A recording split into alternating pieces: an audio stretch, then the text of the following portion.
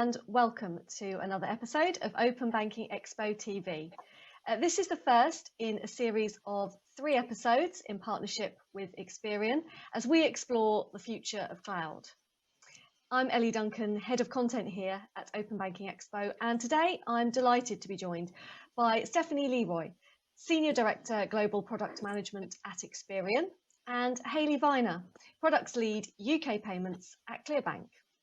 Now, Stephanie and Hayley are here to talk about legacy issues and the role that cloud solutions are playing. We hear plenty about the legacy tech that the large high street banks are saddled with, but as technology innovates increasingly rapidly, soon even newer tech can fall behind.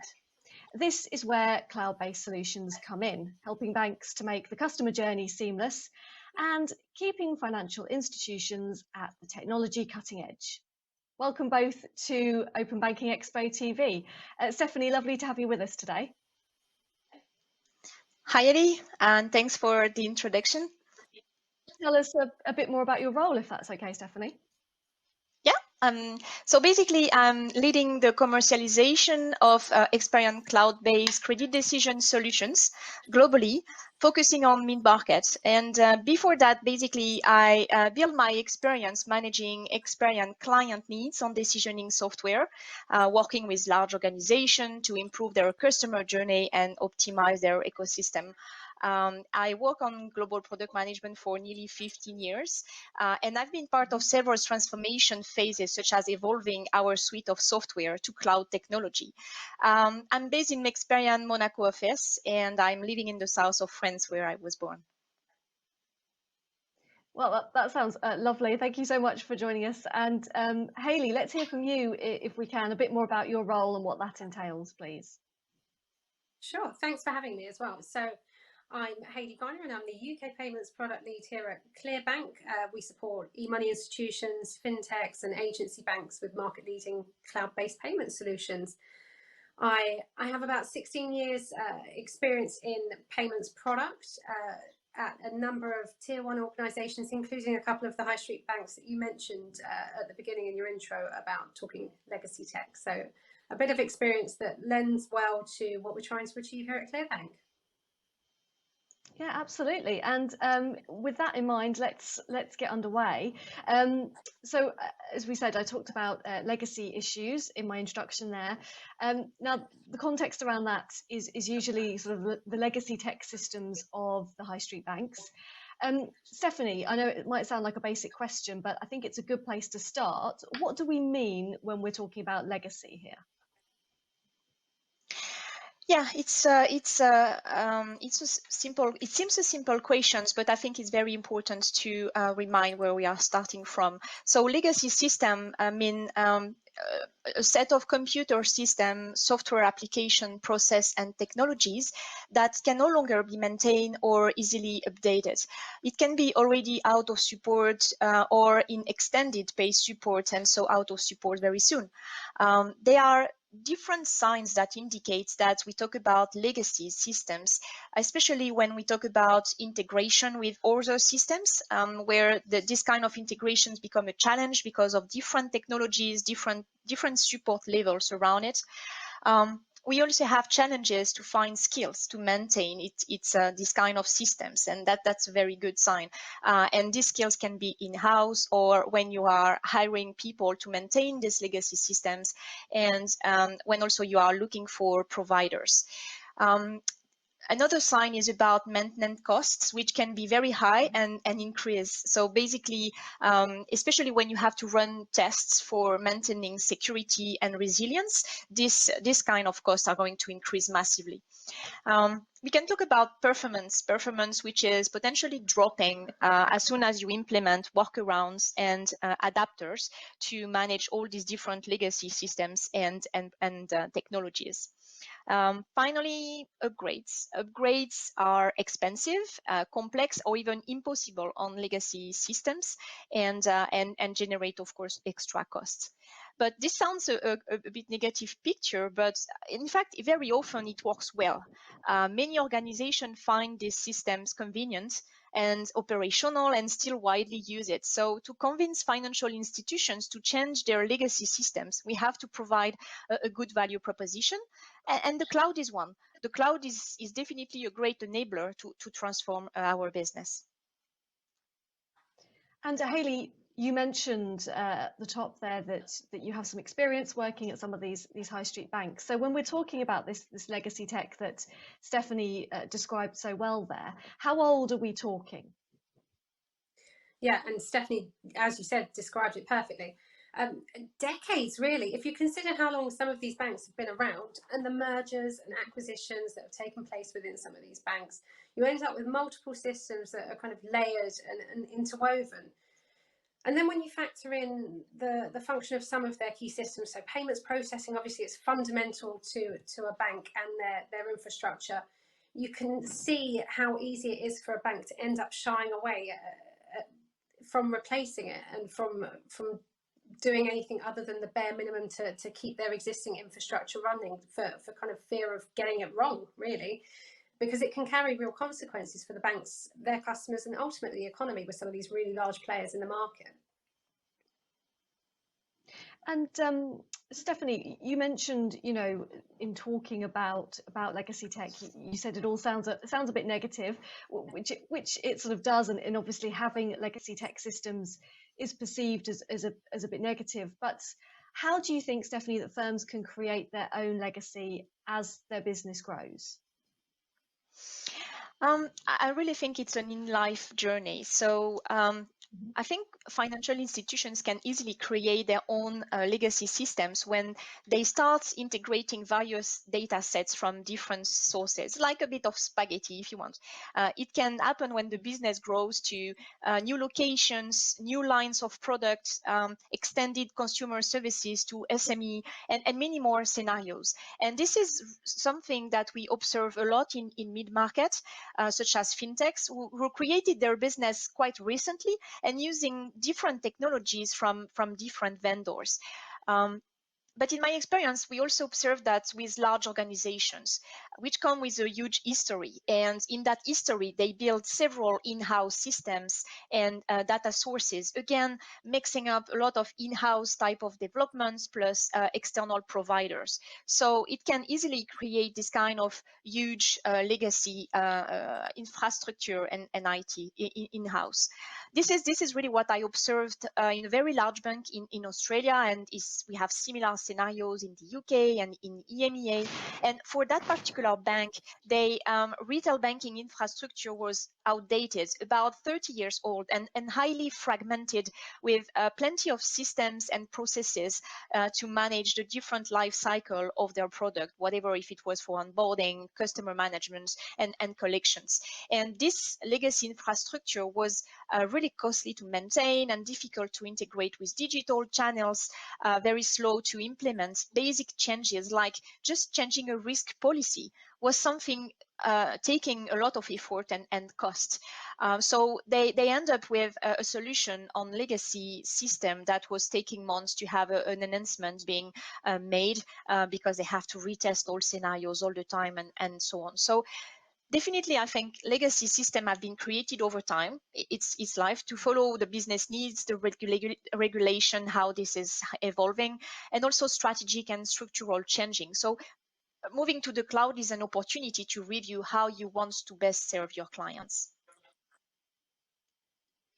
Yeah, and we've talked quite a bit there, obviously, about perhaps some of the disadvantages, perhaps, of having this legacy technology in place. So, Hayley, let's move on to kind of talk about cloud then in a bit more detail. How can cloud integration and cloud software help solve some of the issues that arise when these banks and financial institutions are relying on this older tech? Sure. So in reality, when we talk about legacy, I think most developers would agree that the code that is based, that everything is built on, that you're delivering is based, from the moment that it's written, it becomes legacy. So it becomes very difficult to maintain in sort of previous environments that banks operate. However, if a bank can integrate with cloud payments and orchestration technology, they're able to benefit from providers maintaining and supporting that infrastructure on their behalf, and it's updated daily in most instances. There's code releases that happen very frequently. So, for example, ClearBank customers connect to us using a single endpoint API, and in doing so, they're ensuring that their payments processing infrastructure remains current and up to date with legal and regulatory requirements. So, any enhancements to that infrastructure are taken on by ClearBank as the partner of that bank that are outsourcing that provision, and they're able to benefit from updates to the technology from the moment that it's deployed. The code is available to all customers that use that cloud-based infrastructure, and it's not something that would be as easy to achieve with legacy tech. So in a way, if banks can use partners that specialize in these areas, they can focus on their customers and their business model innovation. And it's proving much more popular, safe, quick and secure than you'd realize for most banks. We've got a lot of banks, EMIs and fintechs in the industry that are seeing a huge increase in volume of those that are choosing to partner with providers that really specialize in these kind of infrastructure to ensure that they're staying relevant and up to date with their technology. Thank you. And Stephanie, let's bring you in here, and really the same question to you about sort of cloud integration and cloud software and how it can help here. Yeah, so I think Hayley described well the part related to the technology and the benefits of continuous and automatic upgrades and the ability to change what you have in your cloud solution and so on. With the associated security benefits, you always have the latest security on your system. That's very important. You don't need to think about a complex migration project anymore, and you have a very fast turnaround when you have to implement evolutions and fixes. I also think that there is something interesting in terms of revenues that become predictable, where you have a kind of transaction-based type of revenues now in your system. So that's something very interesting. And overall, the budget is just used somewhere else. Instead of maintaining very costly type of legacy systems, you can spend these budgets looking at your user experience, your user retention, and looking at potentially new technology, new digital channels, looking at artificial intelligence, all these great things, instead of maintaining your legacy IT. And I also think that it brings a very interesting level of agility, just to respond to market demand quicker compared to your big legacy infrastructure. I'm just thinking about the kind of situation we are today with the pandemic situation, where we have clients that needs to change strategies, react quickly, and change their policy rules and all of this, and they cannot wait 3 months to do that, right? So this is the kind of things that the cloud is bringing as a benefit to really change quickly their solutions to adapt to market needs. Thanks, Stephanie. You mentioned sort of security there. Hayley, I was wondering, you know, when financial services firms need to onboard clients, they want to do so obviously quickly, securely, safely. So how can cloud benefit the customer in terms of the onboarding experience for them?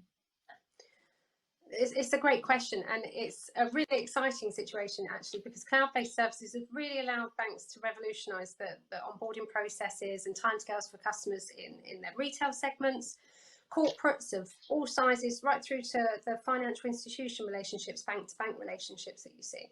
And that's been happening over the last few years, but it's really started to pick up the pace more recently. So again, leveraging APIs, banks can use preferred partners that offer market-leading software in these areas. So for things like Know Your Customer, KYC, credit risk solutions, that kind of thing that happens at the initial point of onboarding with a customer, you can partner with someone that's able to very quickly and efficiently go through that process for you and for your customers. So it really improves the speed of onboarding. And I think it's key to highlight that it's not just at the initiation of that ship, so it's throughout the life cycle of that customer. So once they've opened the account, there's or whatever the process may be, there's the maintenance of service throughout the relationship with the customer that can be really bolstered through using APIs and cloud-based services, so that you can have ancillary payment services such as confirmation of the payee, which is really big in the UK but starting to evolve in other markets. right through to payments as a service and banking as a service style payments processing solutions that mean that banks can really leverage preferred partners throughout the journey and ultimately improve upon the customer experience. Yeah, absolutely. And as you say, I suppose we're not just talking about just at the onboarding stage here, right? It has benefits for the customer throughout their journey as a kind of client of that financial institution. Is that correct? Yes, absolutely. That's right.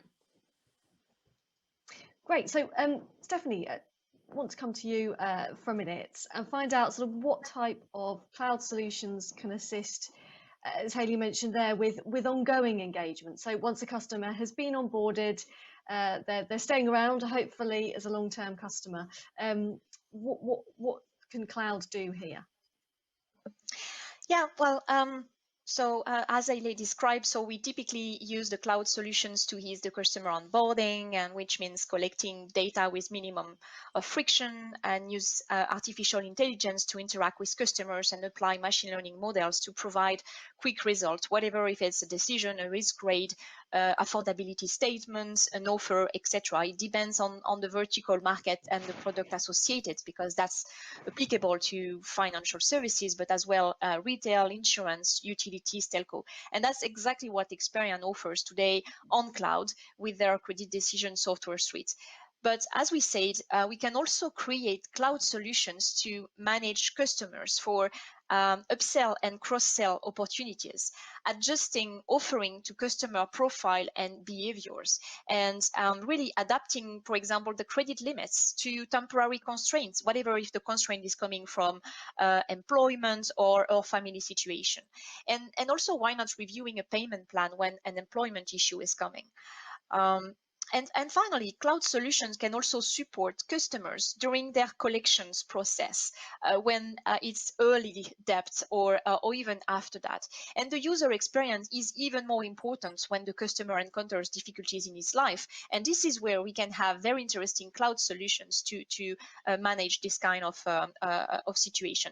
And as part of its roadmap and on top of its software offering, Experian is working on a variety of cloud solutions to cover this entire client life cycle and not only onboarding.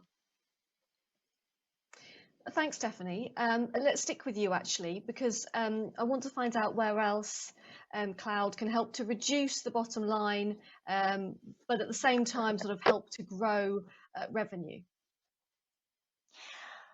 Well, I think cloud solutions can solve a problem quickly, especially when the solution is already pre-configured by specialists that are helping you to solve a specific problem with some industry best practices.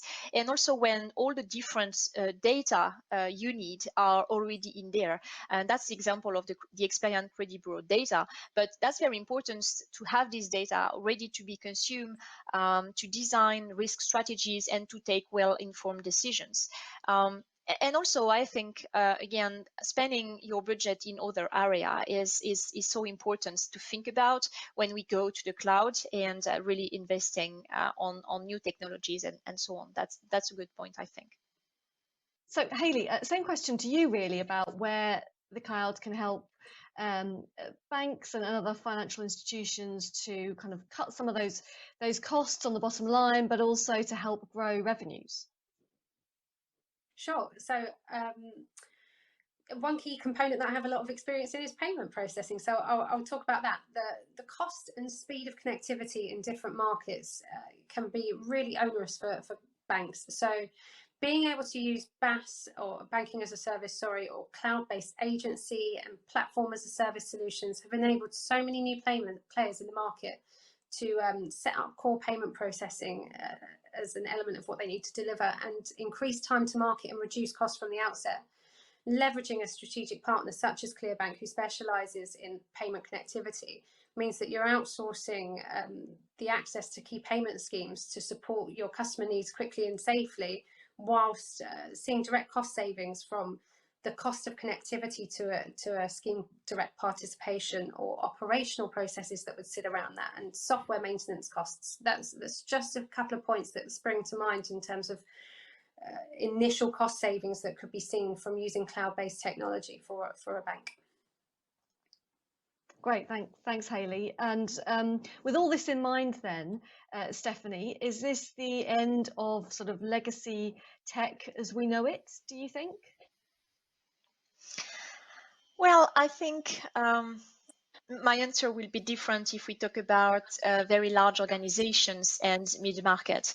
I still think that for very large organizations, the end of legacy IT is quite a long journey. And if I'm thinking about organizations which are running business in multiple regions, multiple countries, legacy IT may be still the right option to deal with regulation and compliance for exchanging data, storing this data. So I still think that that's can be a long journey for them to be out of their legacy IT, but this is the engine is on, and this is definitely starting, and that's all good news.